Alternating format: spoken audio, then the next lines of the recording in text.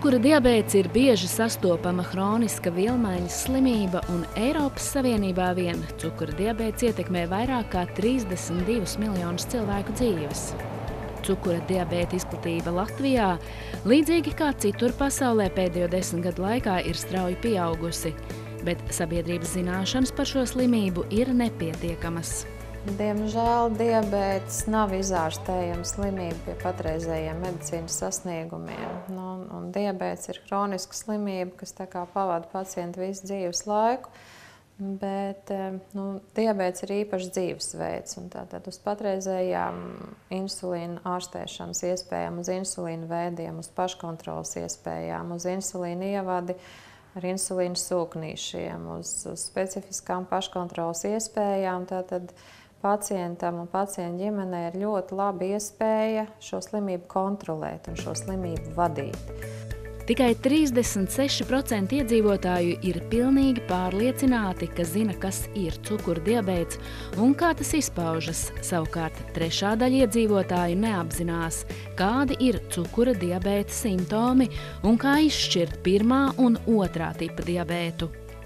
Otrā tipa diabēts ir diezgan stingri noteikts ģenētiski, tātad bieži ģimenē ir cilvēki, vecāki vai vecvecāki ar šo diabētu. Protams, jā, tur ir liekais svars, ļoti svarīgs. Ļoti daudz nosaka, bet nav tā, ka uzreiz parādoties liekam svaram, parādās arī diabēta risks. Tas, protams, ir ilgstošs process, tādēļ pie mums diezgan bieži griežās bērni, vai precīzāk viņi vecāki, kur uztraucas par bērnu lieko svaru, tieši tādēļ, ka vai nav diabēts. Diabētu kā tādu mēs atrodam ļoti reti, otrā tipa diabētu, ja liekā svara, bet risks paliek tālākā dzīvē. Otrā tipa cukura diabēts parasti attīstās pēc 40 gadu vecuma. Milzīga loma šeit ir iedzimtībai, tomēr tikpat būtiska ir aptaukošanās, mazkustība un hronisks stress. Šie faktori izraisa audu mazjūtību pret insulīnu un nepietiekamu insulīna sekrēciju. Tādēļ otrā tipa cukura diabēts var ilgstoši noritēt bez simptomiem. Reizēm to atklāja vienlaikus ar diabēta vēlīnām komplikācijām. Pirmā tipa diabēts ir autoimūna slimība, tātad saistīts ar imūnās sistēmas kļūdu, kuras rezultātā organisms iznīcina savas beta šūniņas, kas ražo insulīnu. Protams, šeit ir ģenētika, bet viņa nav tik izteikta kā otrā tipa diabēta gadījumā. Bieži vien ģimenē nav neviena diabēta pacienta zinām.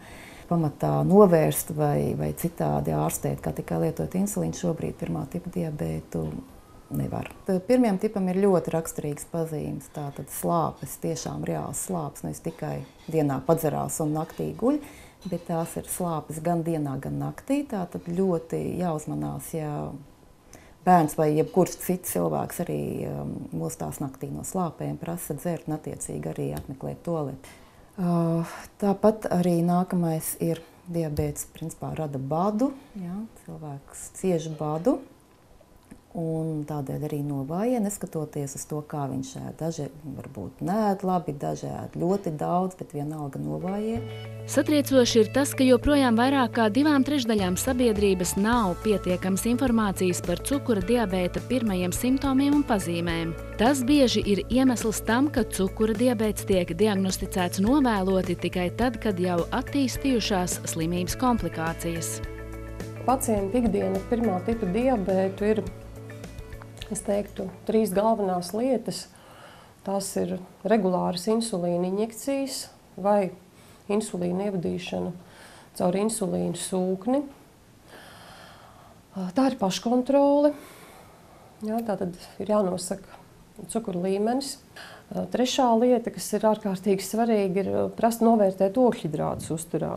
Tātad mēs joprojām skaitām šīs maizes vienības. Tas ir tas, ko vajadzētu darīt savā ikdienā cukura diabēta pacientam, kurš saņem insulīnu. Tāds pacients ir cilvēks ar pirmā tipa diabētu. Tātad mēs skaitām ogļhidrātus.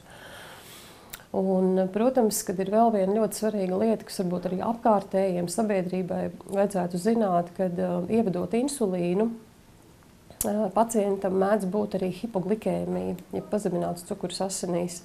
Tāpēc nevajadzētu brīnīties, kad kāds cilvēks, kuram cukurslimība, dažreiz paņem kaut ko saldu, iedzer saldu sulu, paņem cukuru vai medus karoti, vai glikozes tabletes, kas ikdienā nav jālieto. Tas ir tikai hipoglikēmijas ārstēšanai.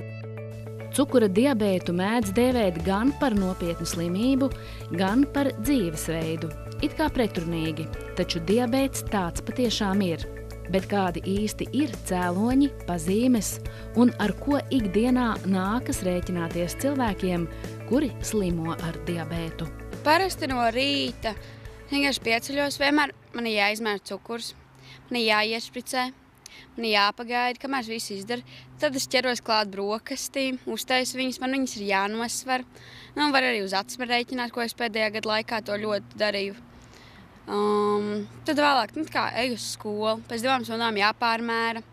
Ja ir zems cukurs, jāpāģ augsts, jāiešpricē vēl. Tad ir pusdienas, kur ir nolikta porcija. Viss ir saskaitīts, tur vienkārši iešpricē, pēc 2 stundām vēl. Tad ir treniņi, kuri man ir ļoti liels slodzi tajos treniņos. Tad pirms treniņiem obligāti ir jāiet, ko to nevēlies.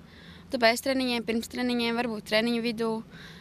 Jāmēr diezgan bieži, tāpēc sajūtām, jo mēs arī jūtam, kad ir augsti cukuri, kad ir zemi cukuri. Tad mēs sliktāk jūtamies, un tad jāmēr un jākontrolē. Kristena par to, ka ir slima ar cukura diabētu, uzzināja, kad viņai bija 7 gadi. Atceras, ka viņas vecāki to ļoti pārdzīvoja, un lēnām kļūstot vecāka, arī viņa saprata situācijas nopietnību. Kā ārsts saka, mēs varam visu.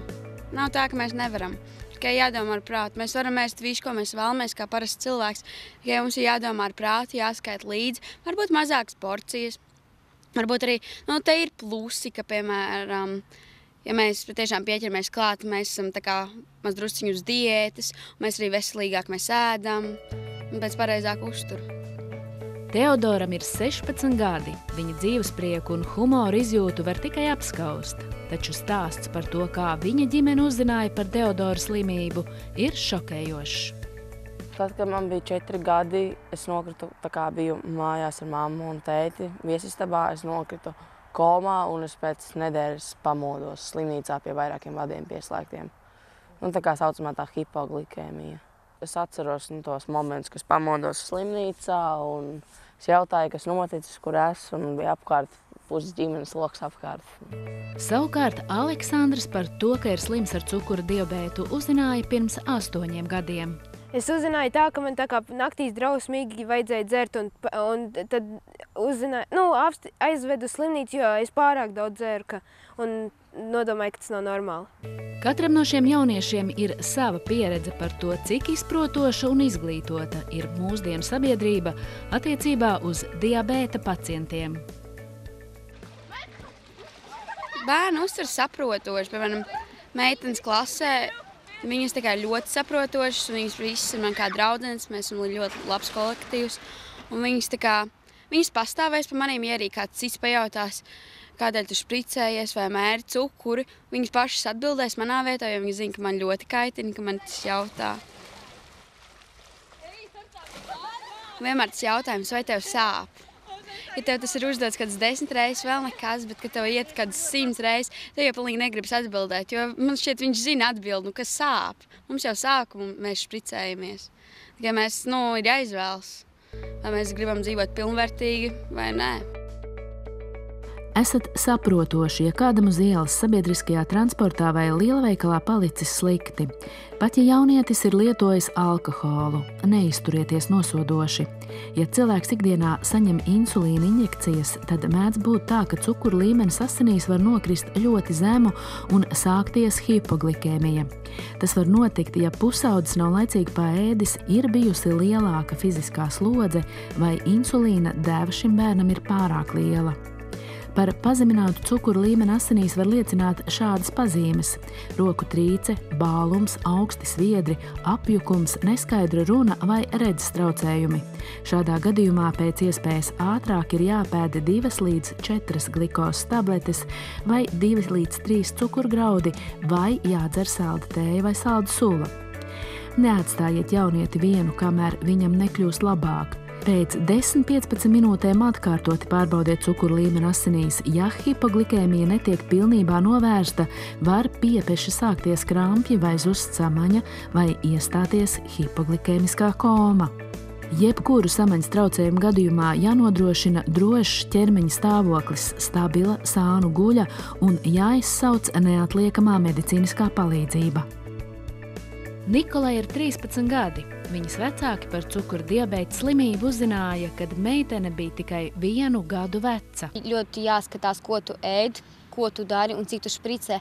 Ja tu špricēsi maz, tev būs cukura ļoti augsti un tev sāpēs kājas, pirmkārt, man tas ir ļoti bieži. Ja tu skatīsies, viss būs labi, un tu augsts arī ļoti labi. Vienīgais čakars ir tas, ka tev ir pirms sporta, tām visām aktivitātēm ir jānomēra, ja ir augsts, un tad nevajag špricēt, jo tu sportosi. Tad vēl pa vidu ir, kā tu jūties, un tad vēl pēc aktivitātēm. Ko sabiedrībai vēl vajadzētu zināt? Cilvēkiem ir jāzina, ka 1. tipa cukura diabēts tiek ārstēts ar insulīna injekcijām. Ir pacienti, kuri injekciju vietā izmanto insulīna pumpīti. Ir pilnīgi normāli, ja redzat kādu, kurš sabiedriskā vietā, piemēram, kafejnīcā pie galdiņa, sevi iedur pirkstā, lai ar mazu aparātiņu, ko sauc par glikometru, izmērītu savu cukuru līmeni asinīs. Pēc tam šis jaunietis nedaudz pacels kreklu, lai ar pildspalvai līdzīgu insulīna injektoru, kura galā ir īsa adatiņa, sev izdarītu dūrienu. Ēdienreizēs izmantojamos insulīnus iesaka ievadīt augšdalmos vai vēdera zemādā. Diemžēl mūsu sabiedrībā joprojām valda neizpratne un pat diskriminējoša attieksme.